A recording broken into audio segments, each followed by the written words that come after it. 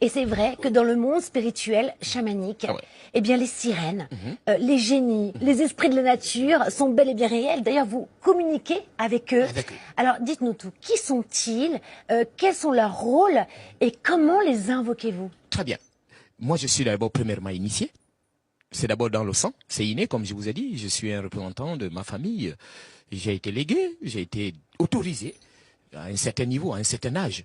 Mais déjà, nous, on commence depuis le bas âge. Moi, je dirais que pour se communiquer avec les arbres, parce que nous échangeons les vents. Hein? Les vents? Les vents, oui. Donc, l'arbre nous donne son vent. Magnifique. Nous aussi, en même temps, on donne le vent aussi à l'arbre. Donc, on se nourrit, en fait. On se protège des deux. Voilà pourquoi il faut considérer l'arbre en tant que frère que toi, en tant que sœur.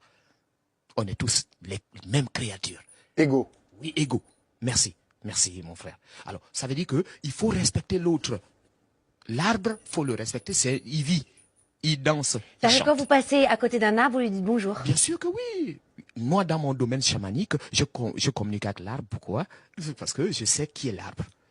Parce que dans mon domaine initiatique, je rencontre les arbres le jour du monde. Mais quand vous parlez d'esprit de la nature ou des sirènes, est-ce que c'est un symbole, c'est une image, ou alors véritablement vous ressentez les énergies? Voilà, sur les arbres, je peux te dire, c'est comme sur la personne, comme tu es, comme toi tu es.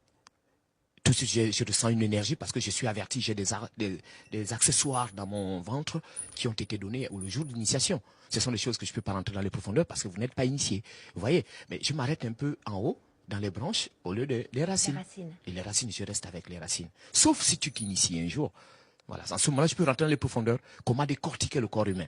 Donc si Karine est initiée, elle peut monter dans les branches. Bien sûr que oui. Pour l'instant, vous restez dans les racines. Non, c'est-à-dire, même pas encore voilà, initiée. non, c'est-à-dire les racines sont à moi, parce que je peux pas creuser dans les racines pour le dire, parce que ça c'est la profondeur de l'initiation. C'est notre connexion, ça. Et par exemple, les sirènes. Oui. Ah ouais, j'aime bien les sirènes. Bien sûr, mais c'est déjà collé, c'est là avec toi.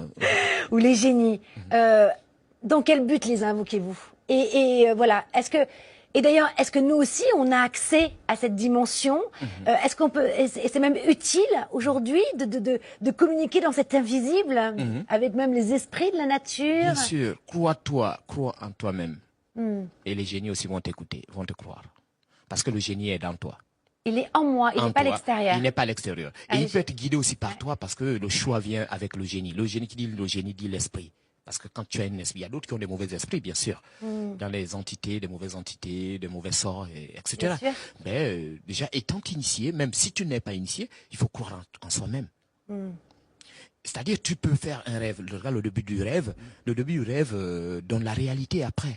Il y a d'autres qui voient des choses dans le rêve, mais après, c'est fini. Tout revient. En fait, ça peut se reproduire un jour après ou bien le même jour. Alors, nous, on communique avec les arbres parce que l'arbre est un génie.